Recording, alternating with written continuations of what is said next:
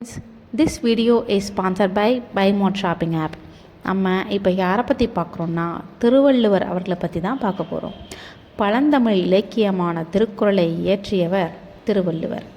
இவர் ஒரு தமிழ் புலவர் ஆவர். கடை சங்ககால புலவரும் ஆவர். திருவள்ளுவர் திருக்குறளை தமிழ் சங்கத்தில் அரங்கேற்றம் செய்ய மிகவும் சிரமப்பட்டதாகவும் முடிவில் ஔவையாரின் துணையோடு மதுரையில் அரங்கேற்றியதாகவும் நம்பப்படுகிறது. சங்ககால புலவரான ஔவையார், அதியமான் மற்றும் பரணர் மூவரும் சமகாலத்தவராக இருக்கலாம் என்ற கருத்தும் உள்ளது. திருவள்ளுவர் அனைத்து தமிழர்களாலும் அறிந்து போற்றப்படுபவராகவும் தமிழர்களின் பண்பாட்டுச் செறிவின் அடையாளமாகவும் திகழ்கின்றார். திருவள்ளுவரது இயற்பெயர், வாழ்ந்த ஊர், இடம் உறுதியாக தெரியவில்லை. எனினும் அவர் பொ.உ.மு. முதல் நூற்றாண்டில் தற்போதைய சென்னை நகரில் உள்ள மயிலாப்பூரில் வாழ்ந்து வந்தார் என்று தமிழக அரசு அறிவித்துள்ளது. கிறிஸ்து பிறப்பதற்கு 31 ஆண்டுகளுக்கு முன் திருவள்ளுவர் பிறந்ததாக கூறப்படுகிறது. ஆங்கில ஆண்டுடன் 31 கூட்டினால் திருவள்ளுவர் ஆண்டு கிடைக்கும்.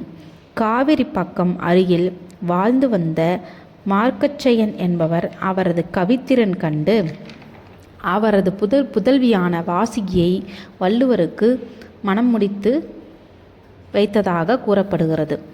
மா. ராச மாணிக்கனார் தன் கால ஆராய்ச்சி நூலில் பல்வேறு சான்றுகள் மூலம் மணிமேகலை எழுதப்பட்ட காலம் பொ.உ.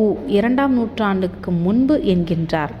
சில ஆராய்ச்சியாளர்களின் கருத்துக்களை தக்க சான்றுடன் மறுத்தும் கூறியுள்ளார். சிலப்பதிகாரமும் மணிமேகலையும் வெவ்வேறு காலங்களில் எழுதப்பட்டவை என்று ஆராய்ச்சியாளர்கள் முன்வைக்கின்றனர்.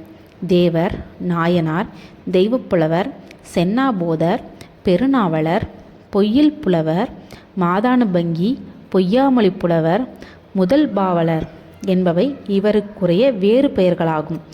பல புலவர்கள் இணைந்து தொகுத்து திருவள்ளுவ மாலை என்னும் நூலின் மூலமாக இதன் சிறப்பை அறியலாம் என்று இவரை வள்ளுவன் தன்னை உலகிற்கே தந்து வான்புகழ் கொண்ட தமிழ்நாடு என்று பாரதியாரும், வள்ளுவனை பெற்றதால் பெற்றதே புகழ் வையகமே என பாரதிதாசனும் புகழ்ந்து பாடியுள்ளனர்.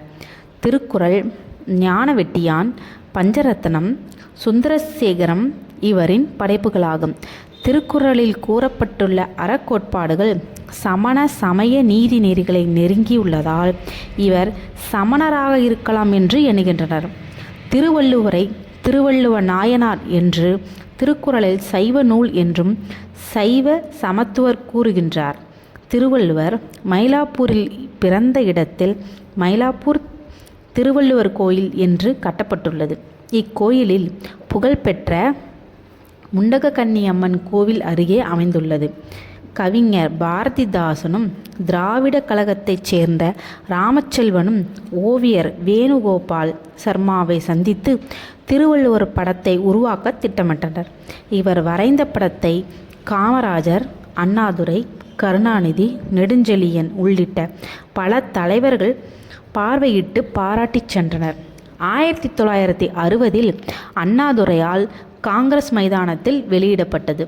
அண்ணாதுரை வேணுகோபால் சர்மாவுக்கும் ஓவிய பெருந்தகை என்னும் பட்டமளித்தார். இதே படம் இந்திய அரசால் அஞ்சல் தலையாக வெளியிடப்பட்டது. 1995 தஞ்சாவூரில் நடந்த 8வது உலக தமிழ் ஆராய்ச்சி மாநாட்டை ஒட்டி இந்திய அரசால் 2 ரூபாய் நாணயம் வெளியிட்டது.